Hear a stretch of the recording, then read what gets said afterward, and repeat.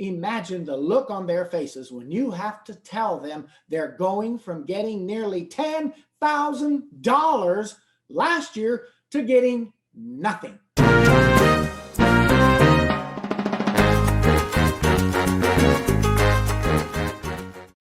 Hello, my name is Nikki Young, and I'm an enrolled agent with Latino Tax Pro. We are an association dedicated to serving the needs of the Latino community through tax preparation training in both English and Spanish. This has been the craziest year, wouldn't you agree? So many people have been in lockdown. Businesses are closed or closing. Unemployment has seen record-breaking numbers. I'm sure people are grateful there is unemployment to fall back on, but with so many layoffs and uncertainty about future employment, no one is considering tax implications of all that unemployment. Here's a Form 1099-G, which is used to report unemployment compensation. A few years back, I was on unemployment for a few weeks, and the form to apply for unemployment had a series of questions. The very last one being if I wanted to have federal taxes withheld. Very easy to miss.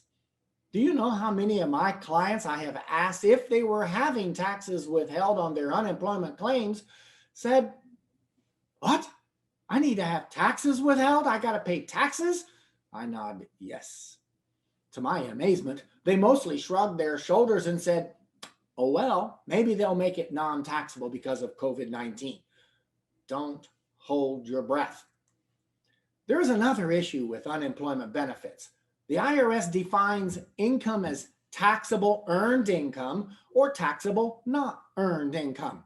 There are two ways to get earned income. You work for someone who pays you, or you own or run your own business or farm.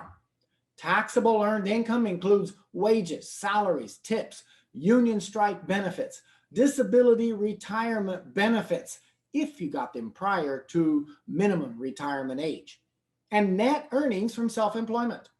Taxable income that is not earned income includes interest and dividends, pensions or annuities, Social Security, unemployment benefits, alimony, and child support. Now, why is this important to define earned income? Well, there are two types of tax credits, non-refundable and refundable.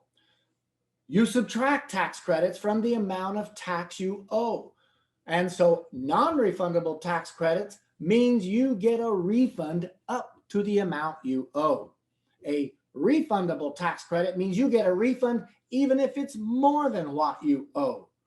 There are two major tax credits that people qualify for. They both are refundable credits, which means you get them whether you owe tax or not. One is earned income tax credit, and the other is child tax credit. Actually, child tax credit is non-refundable credit, but there is a refundable component called additional child tax credit. They both require earned income to get them. The best way to illustrate this is with a scenario. So the first month or so of tax season is primarily working with lower income clients who qualify for these credits.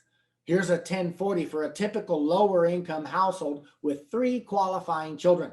The top line 11 shows the W-2 earned income of $30,000, which after standard deduction leaves them with a tax of $523. You'll see that on line 16. The non-refundable child tax credit reduces that tax to 0, leaving them with no tax on line 24.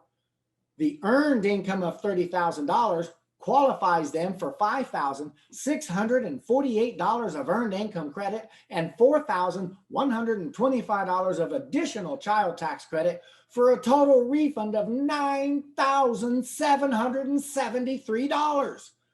You can see why they come in early in tax season to get this refund as soon as possible. However, due to COVID-19, this year might look quite different. Many of my lower income clients have been out of work for most of 2020. Thankfully, there were unemployment benefits that included the additional $600 per week from the federal government above and beyond the regular state unemployment. I remember hearing on the news how in many cases these unemployment benefits were actually more than their work take-home pay. So now look at line 11 of the 1040 and you see my clients have now received $40,000 in unemployment benefits and had no federal tax withheld. Their tax on line 16 is now $1,523, but thankfully it's paid off with the non-refundable child tax credit on line 19. Remember, non-refundable credits don't require earned income to qualify. This leaves line 24 showing zero, just as the same scenario. However, do you see anything on line 27 or 28? No. Now there is no earned income credit or additional child tax credit. At least they don't owe anything, but imagine the look on their faces when you have to tell them they're going from getting nearly $10,000 last year to getting nothing. Zippo, nada. Now, I don't really recommend you say it that way to them. That would be painful. It's going to be a shocker enough for them. So how do we break it to them? The most important step is to keep your voice neutral and make sure they know it's tax law that's doing this and not you or your office. Don't say you have to. Say the IRS or tax code this year means this is how it's going to impact many people and most anybody on unemployment. I plan on saying due to the pandemic a lot when I review my client's tax return. Make eye contact. As cliche as it sounds, it's better for the receiving party to be sitting down. Sort yourself out first. It's never good to give someone bad news while you're upset. Try to be neutral. Be prepared. Speak at the level you need to. Use facts. And don't negotiate. Offer help. I always advise my clients about next year so they can be prepared. The less surprises, the better. Of course, this year was always a big surprise anyway. Now, I expect two major reactions. One, the client goes, oh, forget it. I'm not even going to file my taxes then, and start to get up and leave. Be sure to quickly, before they have a chance to leave, to advise them, oh, no, you don't want to not file. Remember how you got $10,000 last year? And you're going to want to get that next year, right? Best thing you can do for that is to file this year. Don't not file. The other thing I expect them to try is maybe to go elsewhere and see if they can get it from somebody else. So that's where you need to preface. If they do decide not to do it, then be sure to preface. If you do decide to go somewhere else, remember, this is tax law. This is the same for everybody who files taxes. So if someone else tells you differently, they're lying, and that could get you in a whole lot of trouble, and you would end up owing a whole lot more in penalties and interest. So I don't advise you to do that, and be sure to come back. If they're definitely going to go, be sure to come back here where we have been doing your taxes for years. Now, how does unemployment benefits affect state taxes? I live in California where unemployment benefits are not taxable. The slide shows you which states don't even have state income taxes. How about your state? You need to make sure if unemployment benefits are taxable where you live.